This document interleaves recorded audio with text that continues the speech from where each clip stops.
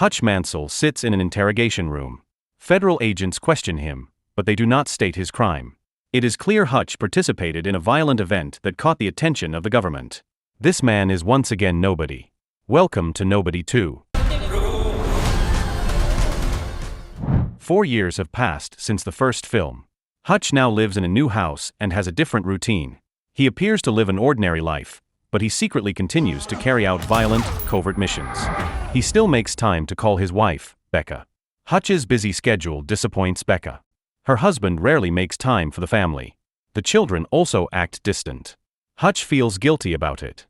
As Becca leaves for work, she mentions hoping Hutch can take them on vacation this summer. He promises to make it happen after he finishes his current mission. Later that afternoon, Hutch meets with the barber, his former superior from his time as a paid assassin for a U.S. intelligence agency. They reveal why Hutch returned to his violent past. Hutch has a $30 million debt to a Russian Mafia group. To pay it off, he returned to work for the intelligence agency. His pay depends on the difficulty of each mission. Recently, Hutch completed a dangerous mission to retrieve a data card from a criminal group.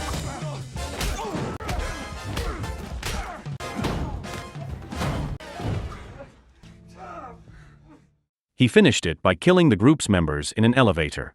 The mission was not over yet. After securing the data card, a group of armed Corsicans ambushed him with MP7 rifles. A fierce battle followed.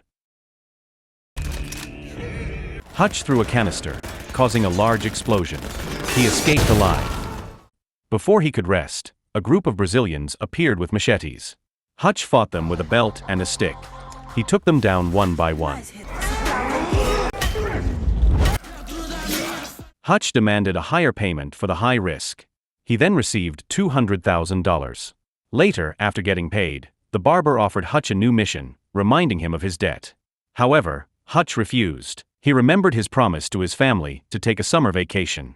He recalled a pamphlet for Plumberville, a tourist spot from his childhood, that he saw during a recent mission. Hutch decided to take his family there. The barber gave him time off to rest and fulfill his promise. The next day, Hutch told his family about the plan. He showed them a video of Plumberville, a place full of his childhood memories.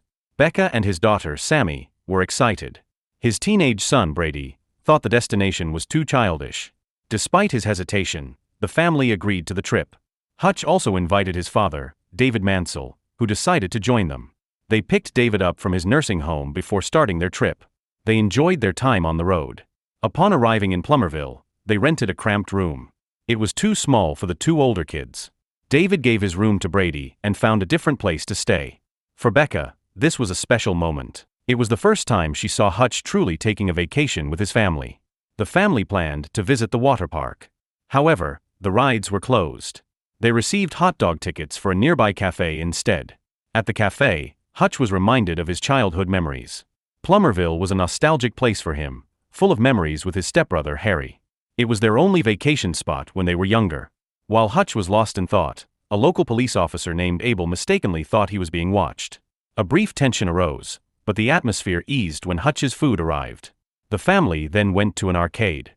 Brady tried to get a girl's attention by giving her game tickets, which angered the girl's boyfriend. Max's tension escalated when Max broke a prize doll belonging to Sammy. Brady fought back, and a brawl began. A staff member sided with Max. He accused Brady of starting the fight with a CCTV recording. Seeing his son treated unfairly, Hutch stepped in to defend him. Becca quickly took the kids away to prevent the situation from escalating. The situation worsened when a staff member slapped Sammy on the head. This incident triggered Hutch's brutal side. He fought back, causing a disturbance.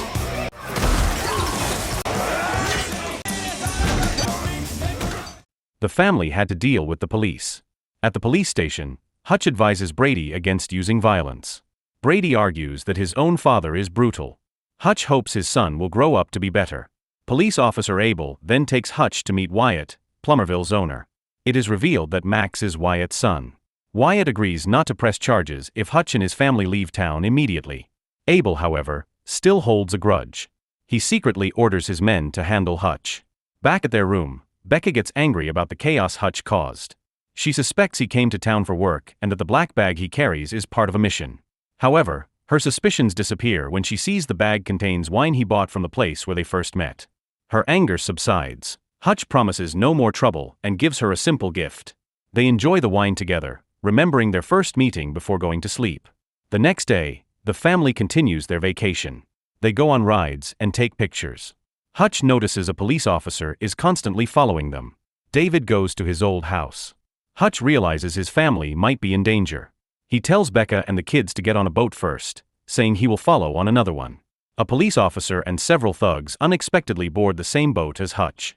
As the boat moves, the officer asks why Hutch is still in town. Hutch says he just wants to spend time with his family. The officer dismisses his words and attacks him. A fight breaks out on the boat.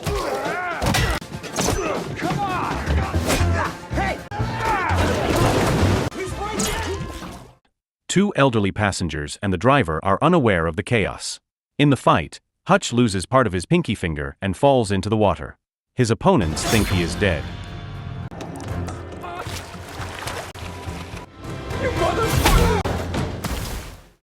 Hutch re-emerges in a rage and fights back. He takes down the officer and the thugs by himself.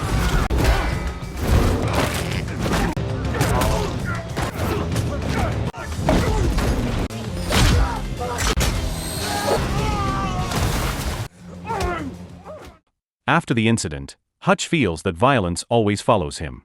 He believes he can never escape his brutal side. He calls his stepbrother Harry to share his worries. He feels Plumberville has changed from the peaceful place of their childhood. Harry reveals Plumberville was never safe. He says David brought them there to eradicate crime. Harry adds that the local police are involved with a large syndicate.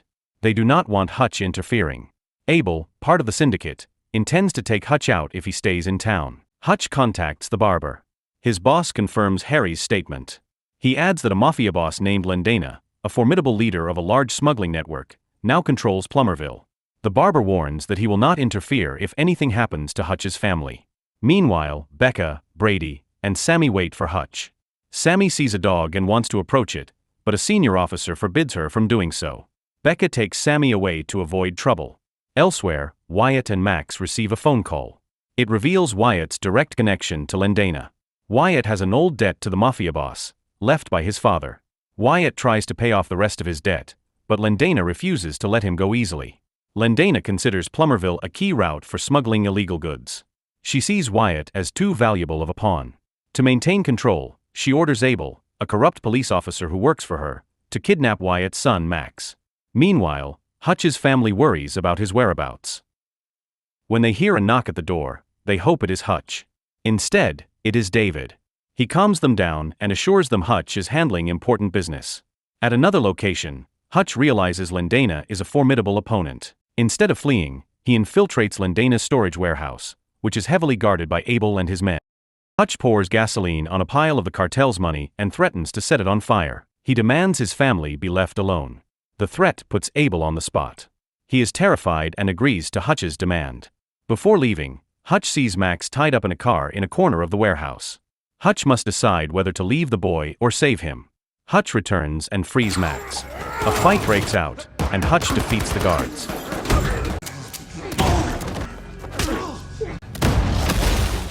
Abel, still able to get up, tries to pull his gun, but it has no bullets. Hutch takes the opportunity to shoot a lamp in the warehouse. The sparks ignite the gasoline. This causes a massive fire that destroys the warehouse and burns all of Lendana's money. After that, Hutch immediately takes Max away in his car. Lendana hears news of the destroyed warehouse. She is furious. She cannot believe an ordinary man like Hutch could destroy her cartel's major assets. Hutch is now a target for Lendana's revenge. He can no longer live in peace. After the incident, Hutch takes Max to David's lodging. Brady welcomes Max warmly, forgetting their earlier fight. However, Becca grows more disappointed. She feels Hutch's actions again show his failure to keep their family safe from danger and violence. Hutch tries to calm Becca. He admits that separation may be the best path, believing his wife and children can live in peace, away from his past. Becca remains silent. She rejects the idea and reassures Hutch that there is still a way to fix everything. With Becca's support, Hutch goes to Wyatt to ensure Max's safety. Wyatt is angry at Hutch for interfering. The argument escalates into a brief fight until Wyatt realizes Hutch saved his son. Wyatt's anger subsides, but both men know the problem is not over. Lendana will seek revenge. Wyatt takes Hutch to his late father's weapons depot. He knows they need thorough preparation to survive an attack from Lendana. Wyatt evacuates Plumberville's residence. He turns the town into a battleground. Harry arrives to help his stepbrother. David, Hutch's father and a retired FBI agent, also joins in. The four of them set traps everywhere, including grenades in arcade rides, improvised bombs, and aggressive dogs. They prepare for Lendana's attack. Meanwhile, Becca is still disappointed with Hutch. However, after hearing her children's conversation and seeing a tranquilizer gun, she makes a big decision. For the first time, Becca joins her husband on the battlefield. Night falls as Lendana and her forces enter Plumberville. Abel, who survived the warehouse explosion, warns Hutch and Wyatt to surrender. He emphasizes their opponent is not an ordinary enemy. Both men refuse. This ends in betrayal, as Abel's own men take him down. A large battle erupts.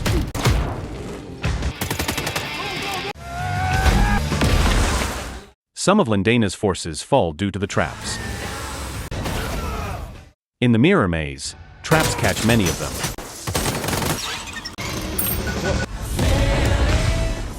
When they enter the ball pit ride, the forces step on a grenade, causing a large explosion. Wyatt lures them into the traps, even though he gets shot in the leg. They coordinate via walkie-talkie to take down Lendana's forces. David shows his expertise in combat again. An explosion hits him, knocking him down and leaving him helpless. Elsewhere, Lendana's forces attack Hutch's family's lodging. They try to kidnap Max and Hutch's children. Brady protects his sister. Harry holds off the enemy from outside. I took his head.